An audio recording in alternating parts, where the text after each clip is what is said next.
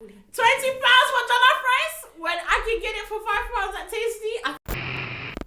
Can your mum even cook? Exactly.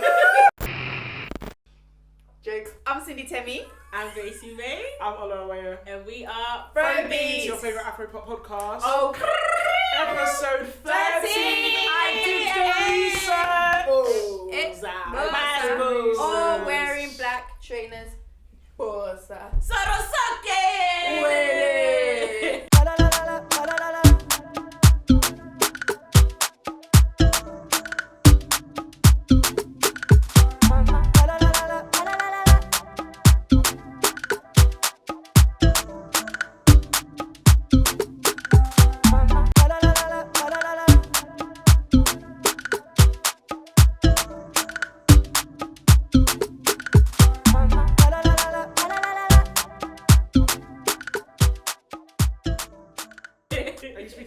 Alright. Guys, woo, child the ghetto. You guys may have seen last week's episode. Insert clip here. What are we talking about? I just didn't. I tweet. Okay, you're still shutting me. You're still shutting me down. Because I'm gonna land. But anyway, no. Just to clarify, we are obviously. It was a very heated debate where opinions were exchanged. And yeah, just to clarify, we are friends, and I think that's probably why it got heat. You know, I don't do hugs, girl. It's the Virgo in me. Okay. Oh, Miss P is probably thinking, I don't get a hug. But anyway, no. But yeah, as you guys know, obviously there were a heated debate, which I guess the crux and crannies of everything is it's not about not raising awareness. We understand the importance of doing so.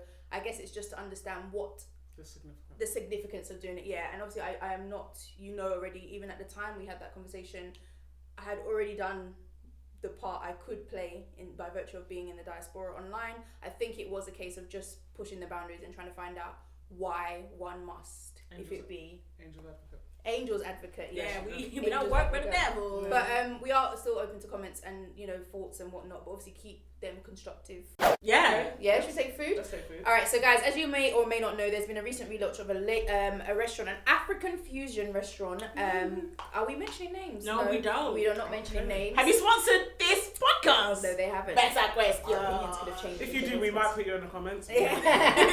But anyway, so they basically relaunched a menu. So originally they had been opened a few months back before COVID, and it was basically a very fine dining experience. However, with a menu of your basic I go chop, 805, tasty. However, they've now revamped that, and it's basically in the space of Afro-Fusion, so African fusion dining. So you're looking at sort of like squared plantain with squared pieces of beef.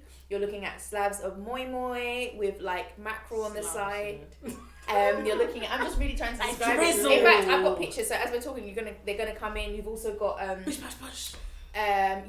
fresh pepper soup. So like deconstructed pepper soup where you pour the pepper soup over it.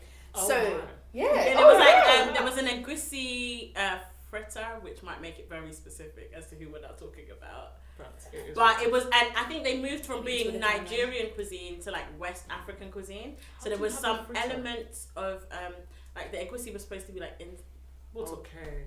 But yeah. Was it the ravioli? Oh yes, the egusi ravioli. Oh yeah, because when we were there, it wasn't. Egusi ravioli. Sorry, my face was hella judgment. But this is the point we're gonna make, and that's actually what we're gonna come to. So there has been a lot of talk on Twitter. A lot of disgruntled fans in respect to you cannot fusion African food, that it's just not the right move. Why did they change their menu?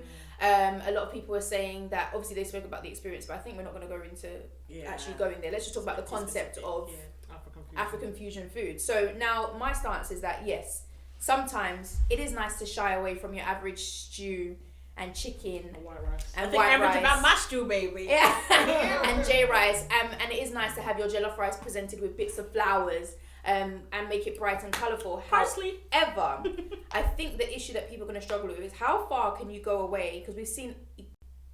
Yeah, we're going to say their name. We've seen Ikoyi do it. Go ahead. And they have literally strayed away. The jollof rice is not even orange or red. It's like a grey... However, they're a Michelin-starred restaurant. They were one of the first to do it. And that is now their brand. So and they've got like a prime time spot in Piccadilly Circus. Yep. And it's, correct me if I'm wrong, I think it's Nigerian and Japanese fusion.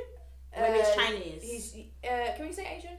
Let's say Pan-Asian. Yeah, Pan-Asian, yeah. And then, yeah. And the soup, Have you been to Ikoyi? They do like a suya beef. But it is quite nice though, in the red. No, but it's like sliced, and I'm used to seeing and it's like rare, like blue, and then they like sprinkle the suya, and it's like, oh, so this is just beef.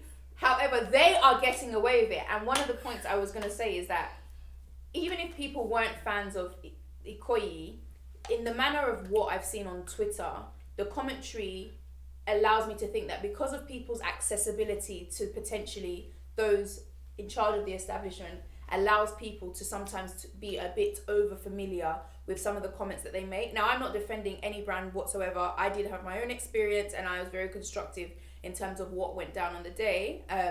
Just haven't shared it yet.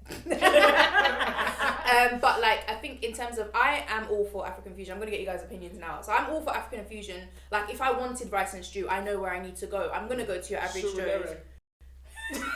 In the midst of Peckham, Thamesmead, Abbey Wood, East London. Love East London and Finchley. But like, so I feel like for that experience, it's really nice that I think it's really nice to mix Afro-Fusion. Now, you haven't been... Sorry, why? Why do I think... Okay, so no, this is not me latching onto the Western side of things, but I just feel like, for example, it's just, we spend a lot of money when we go out to these expensive restaurants in the West End at times, and I feel like it is nice to actually be able to go somewhere and not just have food that you can actually cook at home. So even the money that I would spend in an expensive restaurant up London is not necessarily a dish that I'm... Sorry.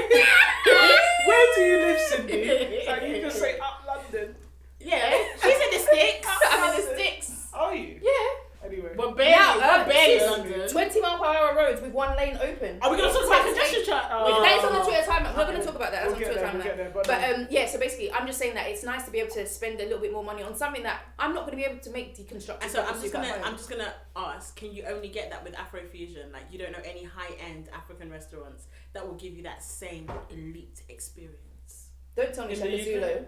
In the UK. Not Shaka Zulu. In Shaka Zulu, they give you like zebra and alligator. That place is scary. not for me. I think that one's too much. No. This is like a whole... I just want you to have like really nice and juicy. Like, I don't expect to eat an ostrich. Do you know?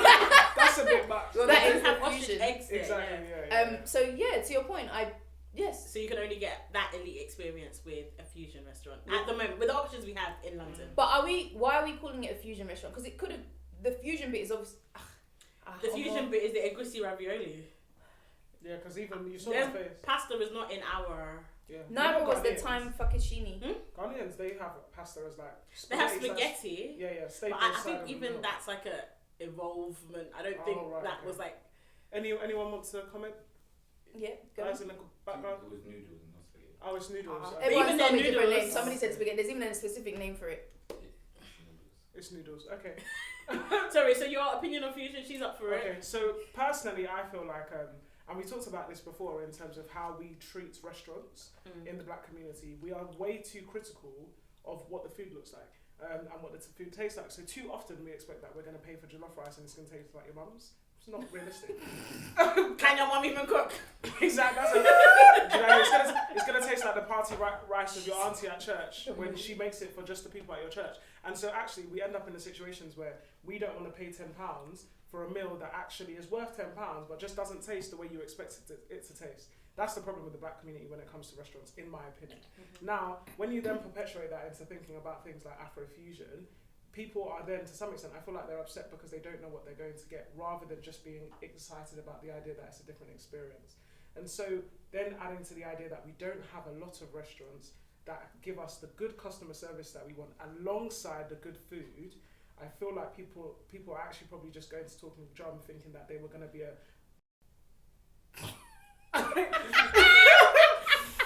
You said it now? People are just going there thinking that they were going to be a better 805, and then they get there. Oh, are we? Oh. What? Free advertising. I messed up. I'm sorry. At this point.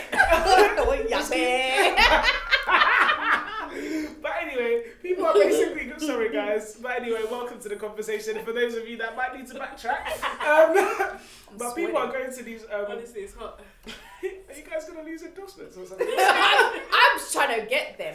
Anyway, Taste with Temi, so I personally think that people are going there now in the position where they were expecting that they were going to tick all the boxes that we've never ticked of all of these African restaurants in the UK, and actually they wanted to do something different. Let them and judge them based on what they're doing, as opposed to whether or not it's what you wanted, because that's what we do. My argument is, what is the point of Afro-Fusion?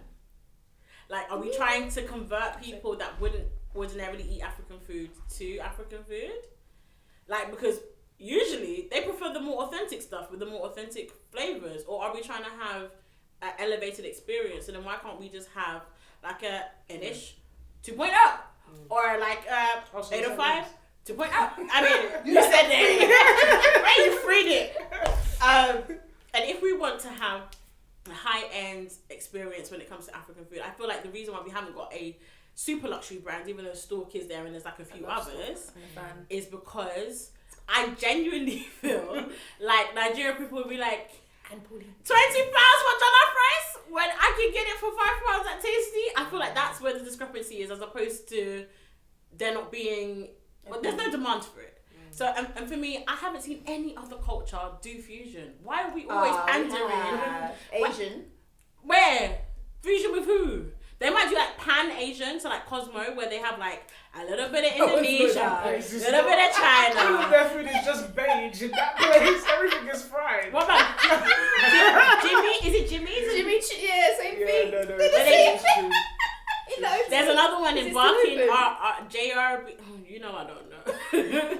But my point is, I haven't ever really seen fusion done well. Italians are not trying to put a Gracey in their spag bowl. They're not trying to put atarodo, or not even, that's a spice. They're not even trying to put ogbono in their cream pasta. But you say that. They're not. I've seen okra in dishes. Okra is international. All over the world. Ladyfingers, they're all over the place. And Caribbeans do it without chopping up and making it draw soup. They make it with like spices and Indians stuff. fry it.